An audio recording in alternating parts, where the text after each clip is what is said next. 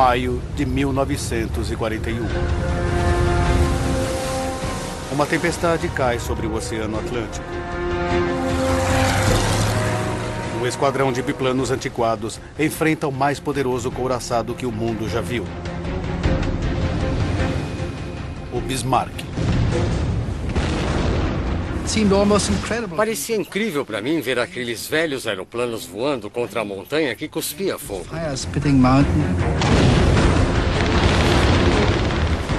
Em risco, o futuro da Europa.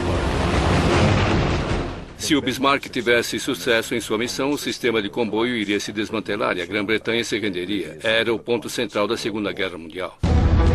Desastres não acontecem simplesmente. Eles são uma cadeia de eventos críticos. Veja as informações e a contagem regressiva dos segundos fatais para o desastre. Segundos fatais. O naufrágio do Bismarck.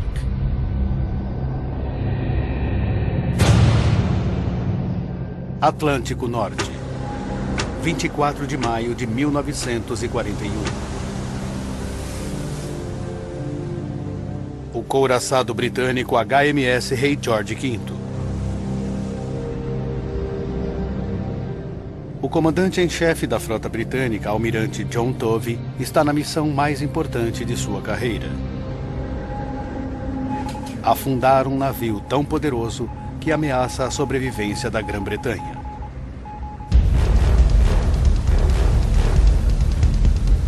O Bismarck, a nau capitânia da Marinha Alemã. Em sua viagem inaugural, ele navega com o cruzador Prinz Eugen. Tovey envia uma frota para isolá-los.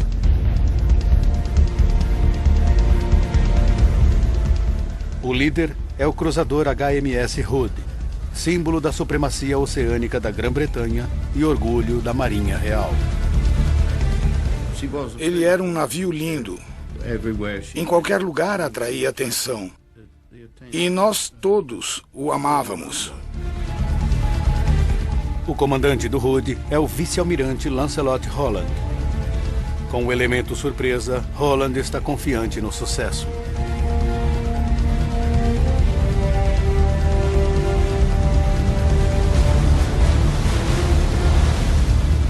O Bismarck e o Prinz Eugen estão a 30 quilômetros ao norte do Hood.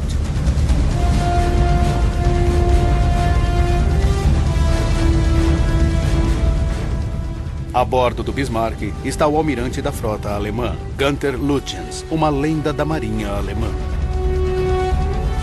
Ele afundou 22 navios britânicos em apenas 2 meses.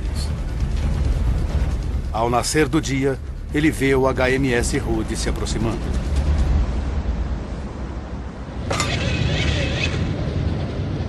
Estou me aproximando de 2 unidades pesadas.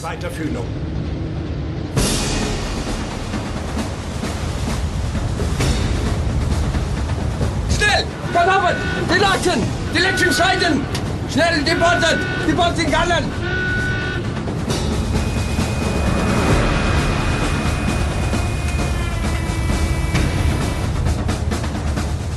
O Hood abre fogo.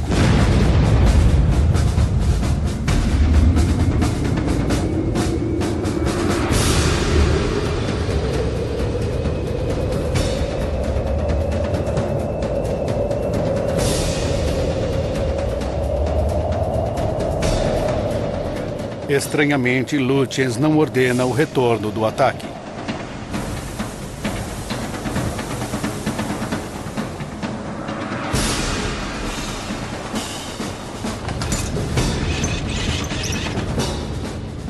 O capitão Ernest Lindemann assume o controle.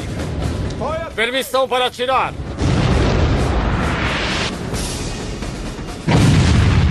Balas de canhão chovem sobre o estreito da Dinamarca.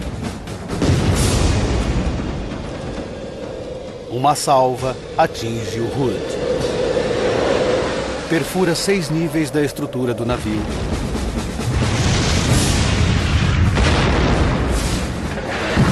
E explode em seu paiol, detonando 300 toneladas de munição.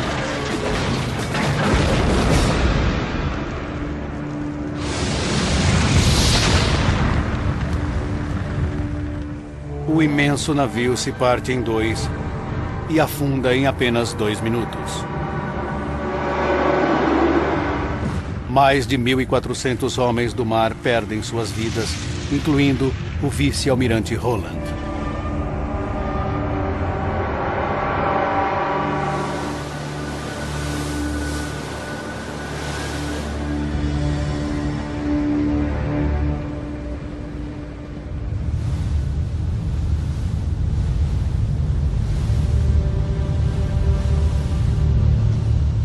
O Bismarck segue navegando.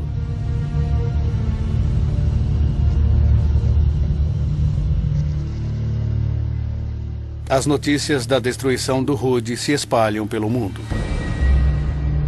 O HMS Hood era o maior cruzador do mundo, com capacidade para 1.341 oficiais e marinheiros. Estendemos nossas condolências às famílias dos homens que perderam suas vidas quando um projétil do couraçado alemão Bismarck explodiu seu paiol. Os alto-falantes anunciaram que o Hood havia afundado. E na época ficamos sem acreditar, porque pensávamos que nada o afundaria, que nenhum outro navio o tocaria.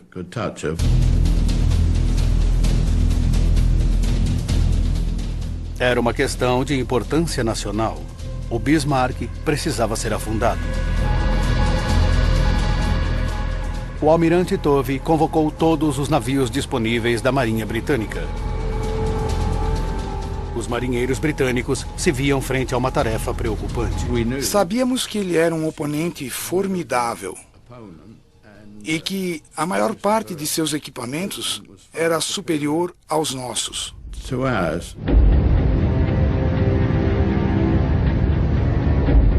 Tendo 88 canhões com alcance de 35 quilômetros, velocidade máxima de 30 nós e uma blindagem com mais de 30 centímetros de espessura, o Bismarck era o couraçado mais assombroso que já existiu.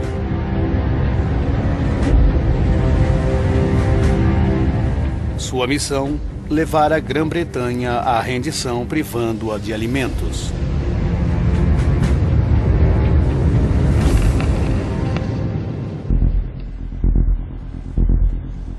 Seu alvo, os comboios da Marinha Mercante que levavam suprimentos ao Reino Unido.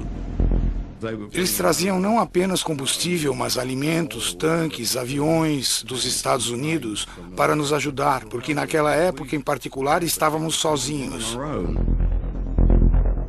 Os britânicos sabiam que o objetivo do Bismarck era atacar os comboios. Era de suma importância que ele fosse detido. A bordo do Bismarck, o moral era alto. A tripulação comemorava o naufrágio do HMS Hood com rações extras e cigarros.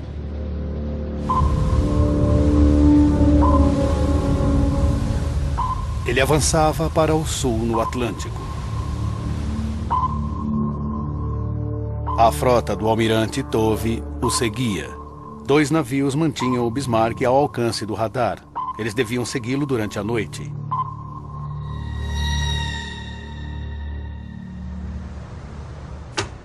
25 de maio. Às 4 da manhã, Tovey recebe más notícias. Muito bem, dispensado. O cruzador britânico HMS Suffolk havia perdido o Bismarck de sua tela de radar.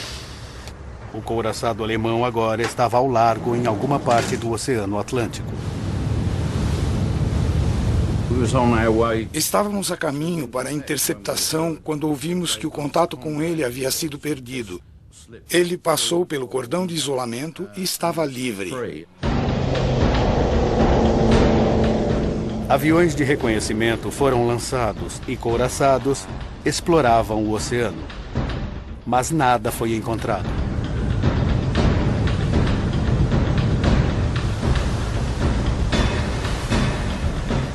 Então, houve um golpe de sorte para os britânicos. Às 7 da manhã, o almirante Lutyens quebra o silêncio do rádio.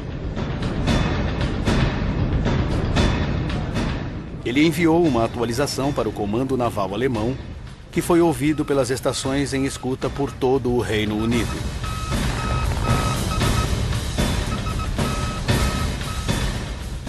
Dove tinha Lutyens de volta ao mapa.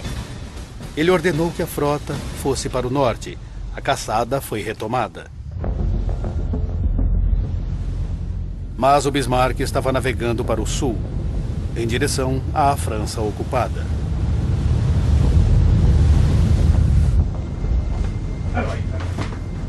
Onze horas mais tarde, a frota britânica ainda não o tinha à vista. Os cálculos foram checados. Os britânicos cometeram um erro monumental. Eles estavam navegando na direção errada.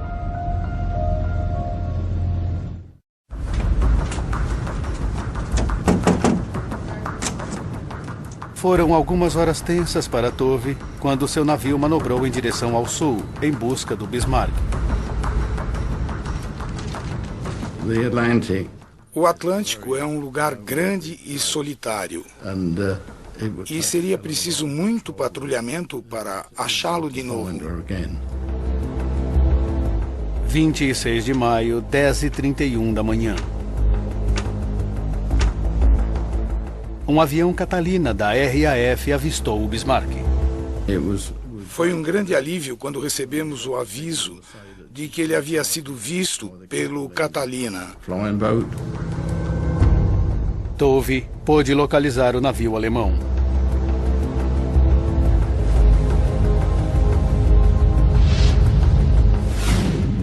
Ele estava a 18 horas das águas francesas e do suporte da Luftwaffe. Tove não iria alcançá-lo a tempo.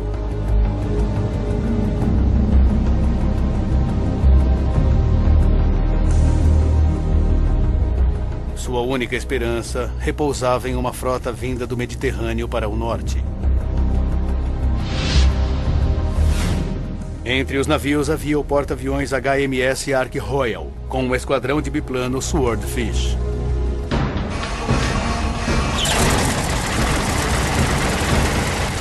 Com o Bismarck a apenas 14 horas da segurança, Tove ordenou um ataque.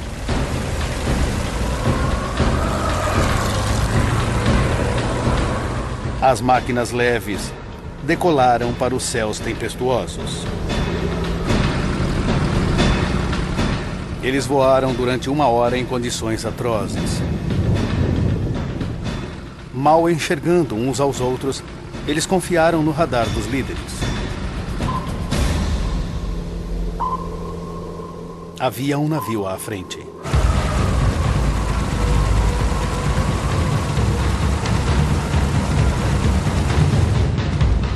A bordo do cruzador britânico HMS Sheffield, George Osborne observava os aviões descendo. De repente eu olhei para cima e falei para o meu companheiro que íamos ser atacados, e ele me disse para não ser tão tolo. Inconscientes do erro, os pilotos se aproximaram de um de seus próprios navios.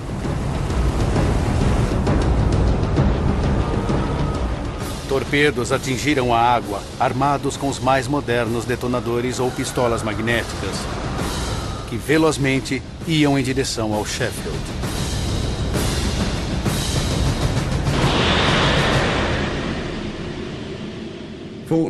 Felizmente para nós, eles tinham pistolas defeituosas, o que significava que a ogiva não explodiria.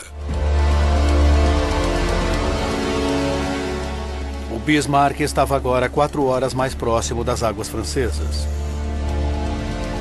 Dove ficou sabendo da missão confusa.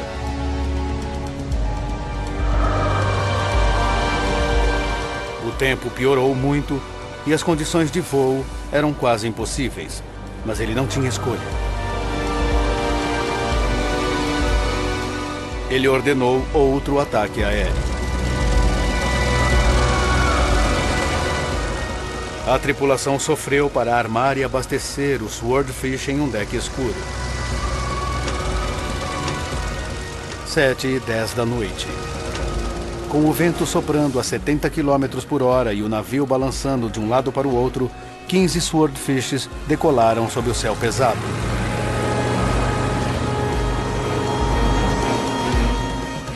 O Bismarck estava a 10 horas do suporte aéreo. Tudo o que Tove pôde fazer foi esperar.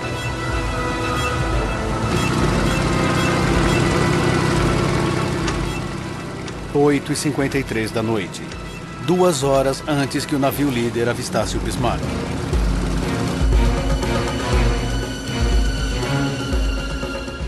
A bordo, o oficial de artilharia, tenente von Mullenheim Heckberg, ouve o Swordfish que se aproxima. Parecia quase incrível ver aqueles aviões velhos e obsoletos quase pendurados ou pairando no ar, voando contra a montanha que cuspia fogo. Ken Pattison era um dos pilotos naquele dia.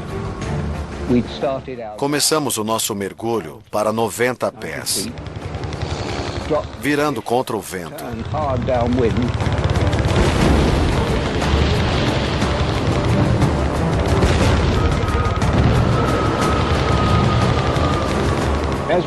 Ao fazer isso, meu observador olhou para o lado, para a traseira do navio, e viu o nosso torpedo.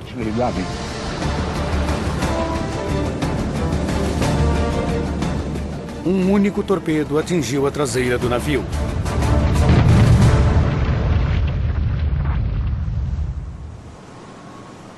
E o mecanismo de direção parou de responder.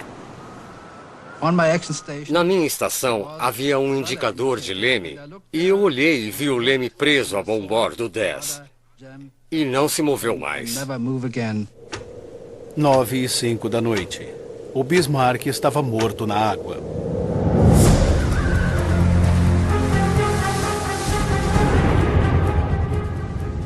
Os enormes lemes estavam travados e não podiam ser soltos pela tripulação. A poucas horas de águas seguras, o navio alemão estava reduzido a navegar lentamente em grandes círculos. Lutyens e sua tripulação não podiam mais ultrapassar seus inimigos.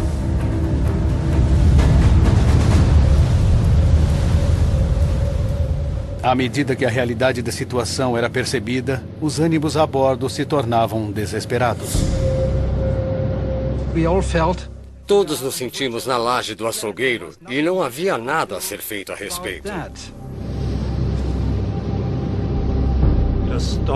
O povo alemão está com vocês. Lutaremos até que os canos de nossas armas fiquem vermelhos e as últimas balas sejam lançadas. Para nós, homens do mar, a questão agora é vitória ou morte. A equipe temia não conseguir sobreviver.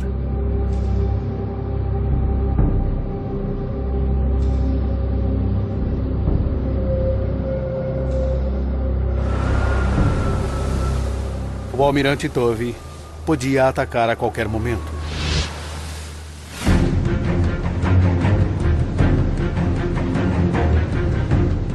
Para reduzir o risco de fogo amigo, ele esperou até amanhã. 8h47 da manhã. Em 27 de maio, os britânicos abriram fogo.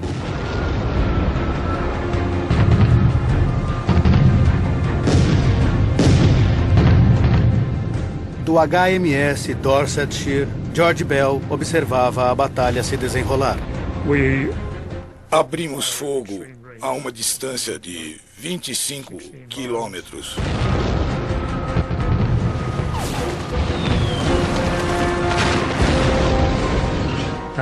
E logo nos vimos atingindo o alvo.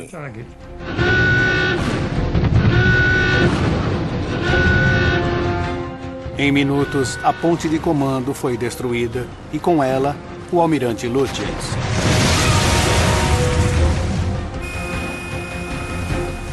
Mas mesmo danificado, o Bismarck ainda era uma ameaça formidável.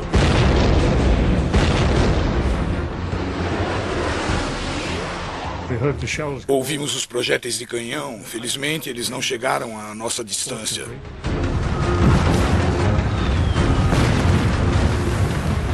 Os navios britânicos fecharam o cerco. Disparamos 250 projéteis de 8 polegadas em provavelmente 1 hora. E diminuímos a nossa distância de 25 quilômetros para 2.000 jardas. Apesar de 90 minutos de intenso bombardeio, o navio alemão não estava afundando. Tove voltou-se para o Dorsetshire, o único navio restante com torpedos.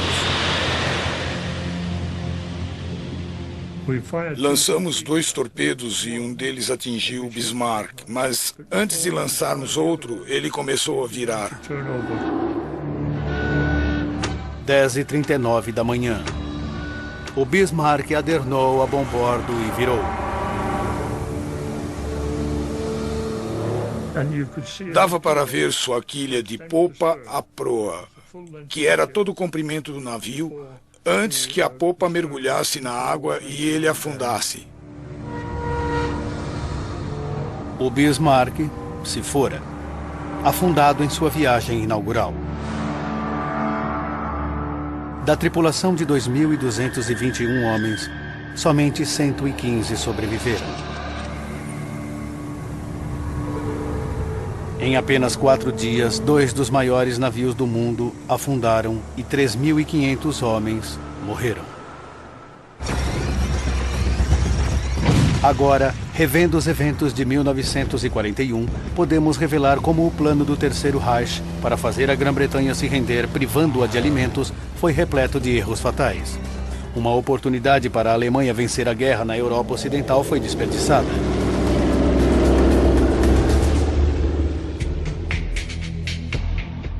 "70 anos depois, o historiador naval Andrew Lambert revelará como a série de erros de cálculo pelos alemães selou o destino do Bismarck.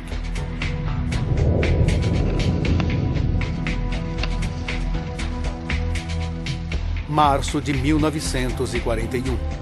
A Alemanha precisava derrotar a Grã-Bretanha para ter o total domínio da Europa Ocidental. A sobrevivência da ilha dependia dos suprimentos que atravessavam o Atlântico. A Alemanha precisava cortar essa linha de vida. Os nazistas desenvolveram uma estratégia em 2 fases. Erich Raeder, o comandante da Marinha Alemã, arquitetou um plano no qual os submarinos forçariam os britânicos a usar o sistema de comboio. Os navios seriam forçados a viajar como um grupo. Então, os rápidos e poderosos couraçados alemães fariam uma emboscada e afundariam esses comboios. Os britânicos estavam entre a cruz e a espada. O sistema de comboio era o alvo. Se os britânicos parassem com isso, perderiam a guerra. A Alemanha sofisticou esse plano desde a deflagração da guerra. Em 20 meses, ela foi bem sucedida em afundar 6 milhões de toneladas de navios. Seu principal couraçado estava pronto para criar o caos no Atlântico. Essa missão foi chamada Operação Reno. O plano original da Operação Reno era enviar todos os navios alemães de superfície pesada. O Bismarck, o Prinz-Eugen, o Scharnhorst, o Gneisenau, o Almirante Ripper e possivelmente o Almirante Scheer também. Mas antes que a Operação Reno fosse lançada, aconteceu um grande contratempo. A maioria dos couraçados alemães estava incapacitada. Infelizmente para eles, o Scharnhorst e o Gneisenau, seus 2 outros couraçados velozes, voltaram do ataque a comboios no Atlântico, onde foram bombardeados e danificados em Brest, na França, e não estavam operacionais naquele momento. Portanto, em vez de um ataque de meia dúzia de navios poderosos, os alemães acabaram enviando 2. Para Lambert, essa decisão foi a primeira de uma série de enganos. Tendo planejado uma grande operação, os alemães poderiam ter sido mais sábios, com o benefício da percepção tardia dos fatos e ter esperado até poderem enviar mais navios. Mas a confiança alemã em sua estratégia rejeitou qualquer senso de cautela. Somente nesse ano, eles afundaram 22 navios aliados. Eles ficaram impacientes. Pensavam que a vitória total estava em suas mãos. Uma vez no Atlântico, o Bismarck e o Prinz-Eugen se esconderiam no vasto oceano e afundariam os comboios furtivamente. Mas antes deveriam navegar despercebidos pela Grã-Bretanha. Novamente, eles acreditavam ter poucos motivos para preocupação. Os alemães haviam enviado mais de meia dúzia de missões ao Atlântico desde 1939, e nenhuma delas foi interceptada. Assim, os alemães deviam estar bem confiantes no sucesso daquela missão. Este foi outro engano. Os britânicos estavam sofrendo com a campanha alemã contra os comboios. Eles levavam extremamente a sério a ameaça de um poderoso couraçado como o Bismarck. Se o navio saísse para o Atlântico e fosse bem sucedido em sua missão, o sistema de comboio se desintegraria e a Grã-Bretanha se renderia. Era realmente a coisa mais importante da Segunda Guerra. O Bismarck, o maior couraçado da Europa, precisava chegar ao Atlântico despercebido. Mas Andrew Lambert acreditava que a Alemanha havia subestimado fundamentalmente a rede de espionagem britânica. Por terem ocupado muitos países, Dinamarca, Noruega, França, Holanda, Bélgica, havia muita gente contente em passar informações aos britânicos. Levou apenas 48 horas para as notícias chegarem aos britânicos. E então, o Bismarck e o Prinz Eugen pararam em Bergen, na Noruega, para reabastecer, dando aos britânicos uma chance de localizá-los. Os britânicos estavam absolutamente concentrados em encontrar esse navio. Eles sabiam que ele estava vindo, sabiam onde esperá-lo e quando chegasse a Bergen não seria surpresa. Um Spitfire de reconhecimento tirou uma foto dele. Com aquela foto, a Operação Reno estava mais uma vez comprometida.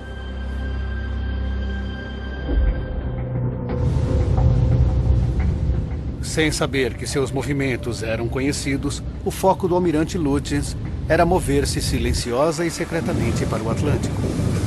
O tempo mudou para pior. Era a cobertura que Lutyens esperava. Ele se colocou ao largo antes que os tanques do Bismarck estivessem cheios, apostando que poderia reabastecer mais tarde. Acho que foi uma boa escolha tática. Chegar ao Atlântico era importante, havia petroleiros para reabastecê-lo e as últimas e poucas toneladas de combustível eram muito menos importantes do que atravessar o Estreito da Dinamarca sem ser interceptado. Mas Lutyens não sabia que já havia sido descoberto. Ele estava navegando em direção a uma emboscada preparada pelo HMS Hood. Então, era possível pôr em prática um plano para interceptá-lo em ambos os lados da Islândia. A interceptação do Bismarck ao tentar chegar ao Atlântico era exatamente o que os britânicos planejaram. Isso colocava Lutyens em uma situação difícil. Ele estava sob ordens diretas de evitar conflito com a Marinha Real. Eles estavam atrás de comboios, não de uma batalha no mar.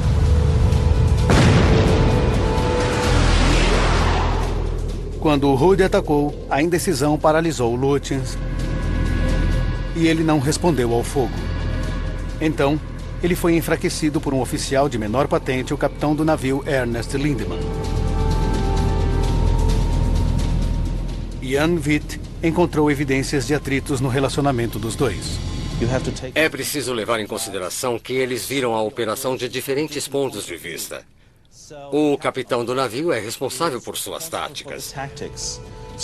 Lindemann estava pensando taticamente, enquanto que o almirante tinha de pensar estrategicamente.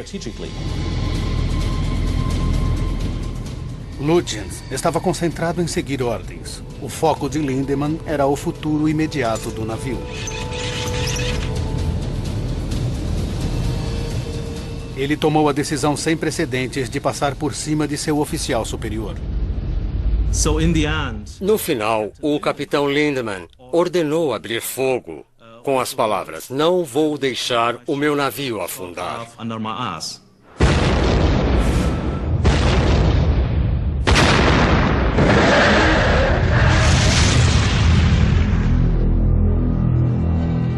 O Hood foi afundado. Enquanto a Alemanha comemorava, Lutyens estava pensando adiante. Ele não se satisfez com o triunfo. O interessante é que Lutyens, longe de estar feliz com seu sucesso, parecia deprimido e desmoralizado por ele.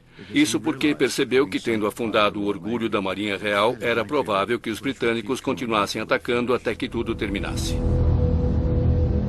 Lutyens estava ciente de que os britânicos fariam tudo para vingar o Hood. A destruição do Hood era uma catástrofe moral para os britânicos. Mas não era um desastre que levasse a um abatimento, mas sim ao desejo instantâneo de uma vingança avassaladora. Para piorar, o Bismarck foi danificado na batalha. O Prince of Wales atingiu sua proa. Ele estava perdendo combustível e sua velocidade estava reduzida. O vazamento de combustível neutralizou uma das grandes vantagens do Bismarck, sua velocidade. A aposta de Lutyens de sair sem reabastecer foi um fracasso. Agora, ele tinha que jogar os dados mais uma vez. Ele precisava decidir se interromperia a operação ou continuava com ela. Nesse momento crítico, a tensão entre os oficiais mostrou-se novamente. Houve uma discussão entre o capitão do Bismarck, Lindemann, e o almirante Lutyens sobre a questão de prosseguir ou retornar à Noruega. Lindemann queria voltar à Noruega.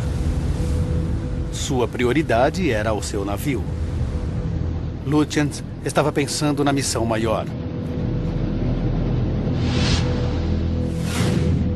Se o Bismarck pudesse chegar à França ocupada, poderia ser reparado e preparado na extremidade do Atlântico para atacar os comboios britânicos. Ele não teria de transpor o traiçoeiro estreito da Dinamarca novamente. No fim, Lutyens se sobrepõe a Lindemann e ordena que prossigam para tentar chegar ao porto francês. Para Lambert, essa decisão foi vital para o futuro do Bismarck. Ele poderia ter ido para casa, mas optou por não fazê-lo. Foi um erro tremendo. Lutyens acreditava poder chegar à segurança da França sem ser apanhado, mesmo sabendo que os britânicos estavam atrás dele. Ele conseguia ouvir seus sinais de radar, mas interpretou mal a capacidade dessa nova tecnologia. Lutyens ainda estava ouvindo as emissões do radar do HMS Suffolk. Portanto, conforme seu entendimento, os britânicos sabiam onde ele estava. O que Lutyens não entendeu é que os sinais de radar que ele ouvia não voltavam para os britânicos, porque seus navios estavam longe demais.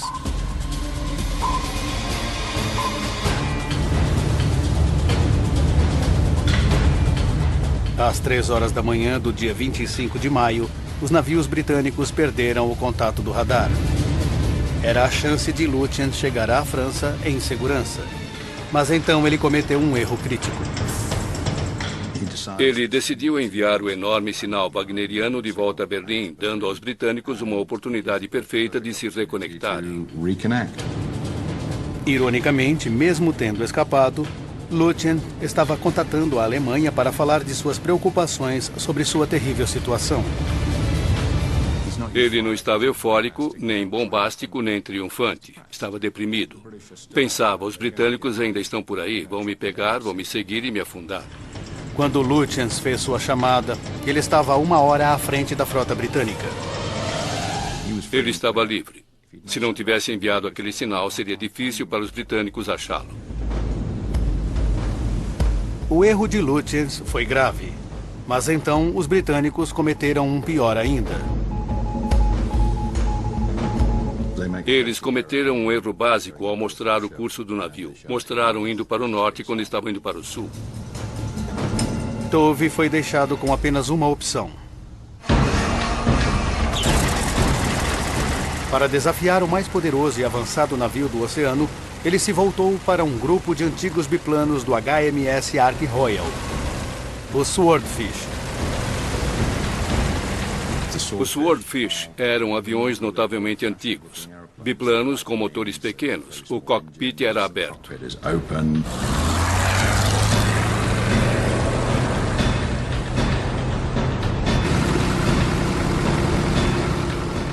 Mas essa vasta diferença em tecnologia entre navios e aviões se tornou o trunfo da Grã-Bretanha. Os poderosos canhões antiaéreos do Bismarck eram avançados demais para esses aviões antiquados.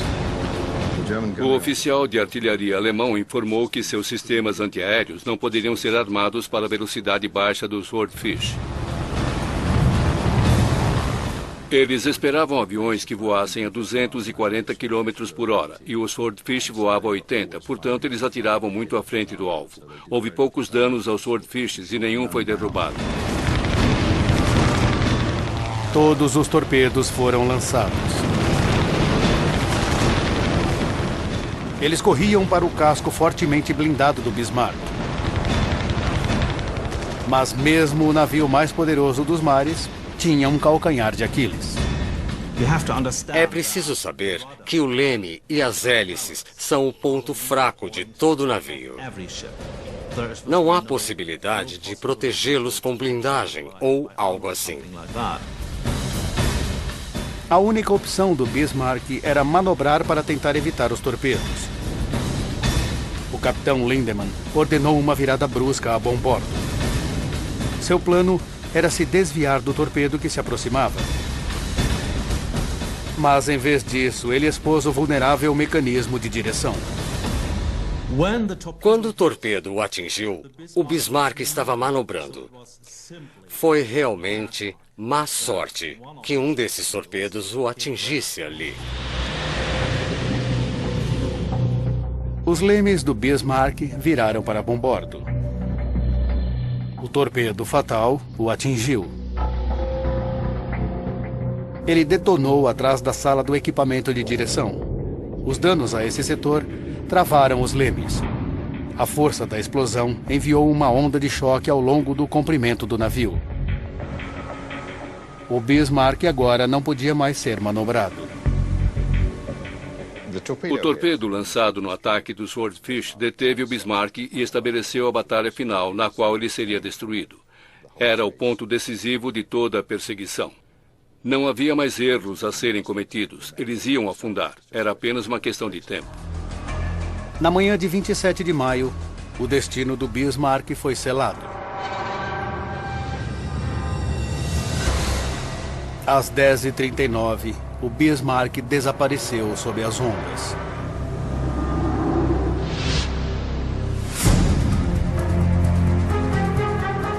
Sua primeira missão durou pouco mais de uma semana. Ele afundou o maior cruzador da Grã-Bretanha e escapou do radar inimigo. Mas o navio mais avançado do mundo foi derrotado por aviões ultrapassados e lentos.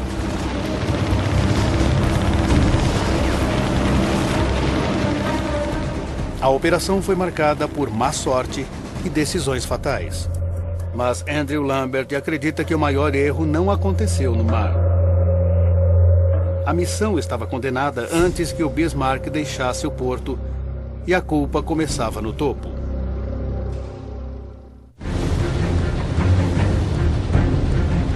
O destino do Bismarck foi decidido por uma variedade de erros críticos. 19 de maio, 8 dias antes do desastre. Ele começou a missão sem a frota original, como planejado.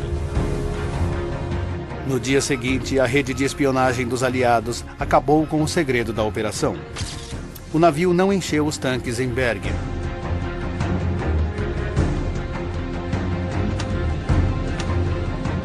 Três dias para o desastre. Lutyens decidiu seguir para a França em vez de voltar para casa. Ele passou um rádio para Berlim, revelando sua posição para os britânicos. 13 horas para o desastre. Uma manobra fatal durante o ataque dos Swordfishes resultou na incapacitação do sistema de direção.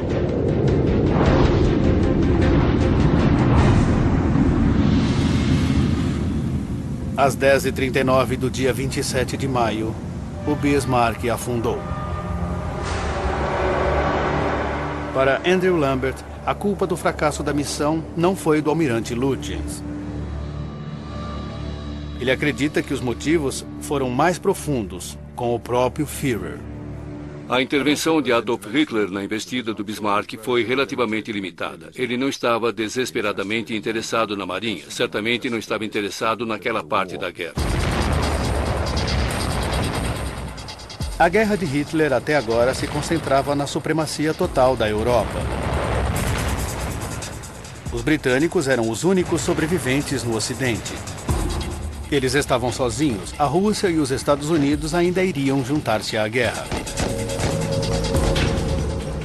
Enquanto a Alemanha era vitoriosa em terra, os britânicos lutavam ferozmente no ar e sobre as ondas. A marinha alemã acreditava que, se pudessem controlar o Atlântico, a Grã-Bretanha sucumbiria. O Bismarck era perfeito para essa estratégia. O couraçado Bismarck foi o primeiro navio de guerra em grande escala que a Alemanha construíra desde a Primeira Guerra Mundial. Portanto, era uma afirmação do país e sua identidade. Era um símbolo da Alemanha nazista. Mas, embora Hitler apreciasse a necessidade de navios grandes e poderosos como o Bismarck, ele não se sentia confortável com as batalhas navais. Hitler jamais entendeu o oceano. Ele nunca foi um navegador. Afinal de contas, ele era austríaco. Ele era originário de uma parte central da Europa e, para ele, a grande massa de oceanos e a guerra no mar eram territórios estranhos. E nesse ponto da guerra, derrotar a Grã-Bretanha não era sua meta principal. Seu foco estava no leste. O seu objetivo era invadir a Rússia. Para a Alemanha, o evento de maio de 1941 não era a Batalha do Atlântico, mas a Operação Barbarossa. A fixação de Hitler era montar um exército enorme e destruir a União Soviética até o fim daquele ano. Se Hitler invadisse a Rússia, ele estaria lutando com dois frontes, ocidental e oriental. Seu exército seria dividido e enfraquecido. Ele queria fechar o fronte ocidental.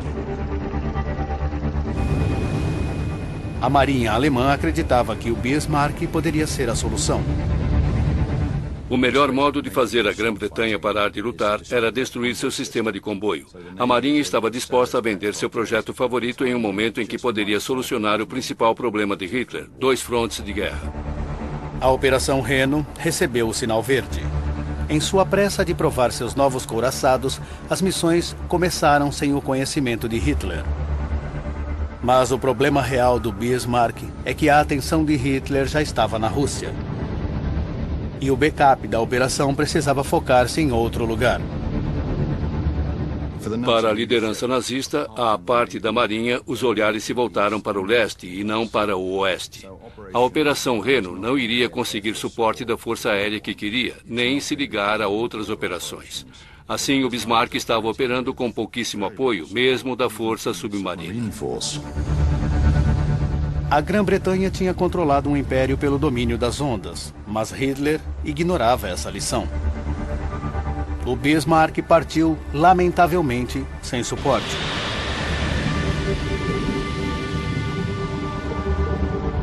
Oito dias depois, ele se foi.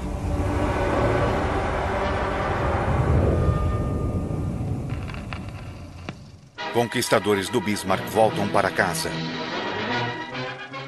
E no dia seguinte, chega a notícia gloriosa. O Bismarck afundou. No momento em que Churchill anunciou o naufrágio do Bismarck na Câmara dos Comuns, houve uma enorme sensação de alívio. Aquele era o momento mais sombrio da Grã-Bretanha na Segunda Guerra Mundial. E a destruição bem-sucedida do Bismarck era muito importante para a vitória dos aliados. Aquela semana, em maio de 1941, foi essencial para a Segunda Guerra Mundial. Se o Bismarck tivesse tido sucesso e a Grã-Bretanha se rendesse, não teria havido uma cabeça de ponte para a liberação anglo-americana da Europa. Quando o Bismarck afundou, os alemães perderam a oportunidade de triunfar sobre a Grã-Bretanha e, em última análise, vencer a guerra. Versão Marshmallow São Paulo.